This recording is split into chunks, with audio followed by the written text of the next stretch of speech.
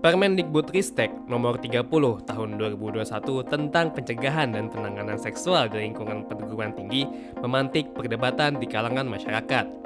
Meski banyak yang mendukung, namun tantangan muncul dari sejumlah partai dan organisasi keagamaan. Meski Permendikbud ini bertujuan baik, namun frasa yang digunakan seakan mendorong berlakunya seks bebas. Apakah benar Permendikbud 30 tahun 2021 ini melegalkan aktivitas seks bebas?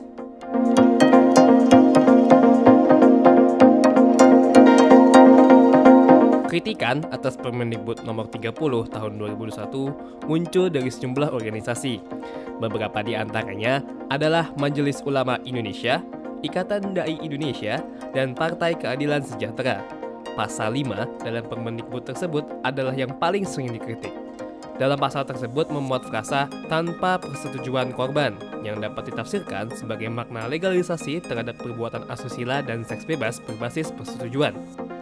Permendikbud ini harus mendengarkan semua pihak. Jadi kalau kemudian masih multitafsir, maka harus mendengar lebih dalam lagi dan tidak ada salahnya kalau kemudian merevisi meskipun sebagian dan seterusnya. Kalau kekerasan seksual sampai 17%, ini 33% remaja kita sudah mengenal bahkan sudah melakukan hubungan seksual. Nah itu ada yang suka sama suka, ada yang dengan kekerasan.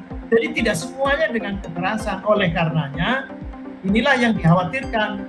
Inilah yang kemudian poin yang harus diambil, dicarikan jalan keluar supaya pelecehan seksual baik itu dengan kekerasan atau tidak dengan kekerasan, dengan persetujuan atau tidak dengan persetujuan, semuanya harus diberantas, harus dihapus. Kemendikbud sendiri tidak henti-hentinya melakukan sosialisasi Permendikbud ini kepada berbagai kalangan.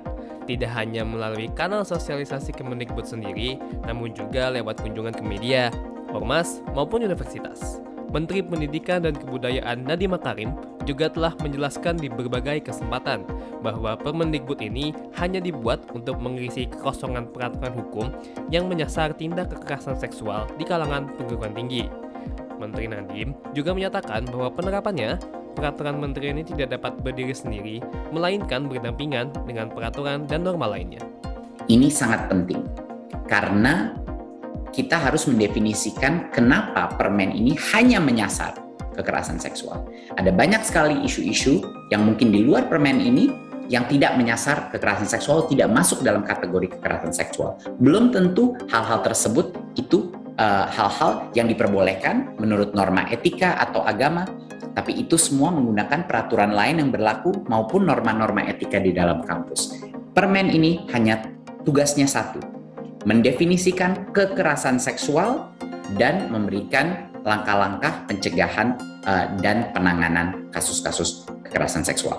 Fokus Permendikbud nomor 30 tahun 2021 ini adalah untuk memberi perlindungan dan jalan keluar bagi korban kekerasan seksual yang terjadi di lingkungan pendidikan tinggi.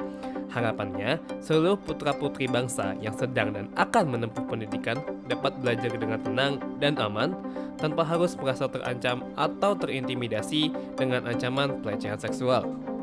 Nah ini perlu diluruskan bahwa memang ini adalah peraturan yang berorientasi pada kekerasan. Di unsur kekerasan pasti dia tidak dikehendaki ya tanpa persetujuan. Nah berkaitan dengan legalisasi seks bebas dan sebagainya itu sudah diatur gitu ya di kode etik kampus bahwa memang sedari awal lingkungan kampus tidak memperbolehkan adanya aktivitas seksual dalam lingkup kampus gitu kan. Nah yang diatur dalam aturan ini adalah berkaitan dengan kekerasan seksual di mana ketika ada dimensi relasi kuasa, dimensi tidak dikehendaki, tidak diinginkan yang mana korbannya harus mendapatkan ruang aman. Nah, itu yang menjadi penting. Dukungan juga muncul dari mahasiswa yang berpendapat Permendikbud 30 tahun 2021 dapat melindungi mereka dari praktik kejahatan dan kekerasan seksual. Dengan adanya peraturan ini, saya rasa bisa menjadi langkah awal untuk menjamin keamanan mahasiswa dan sivitas akademika dari kekerasan seksual di lingkungan kampus. Selain itu, dengan adanya peraturan ini, saya juga berharap angka pelecehan seksual di Indonesia bisa menurun. Karena kampus juga bisa memiliki pedoman yang khusus terkait kekerasan seksual, dan mereka yang menjadi korban mampu untuk menyuarakan bahwa selama ini mereka mengalami kekerasan seksual dan mereka tidak takut lagi, karena ketika ada peraturan pasti mereka merasa akan memiliki perlindungan yang kuat dari pemerintah dan juga pihak kampus. Segala pernyataan maupun dukungan, mulai dari Mendikbud hingga mahasiswa, seharusnya dapat menjawab pertanyaan. Apakah benar Permendikbud nomor 30 tahun 2021 ini melegalkan seks bebas?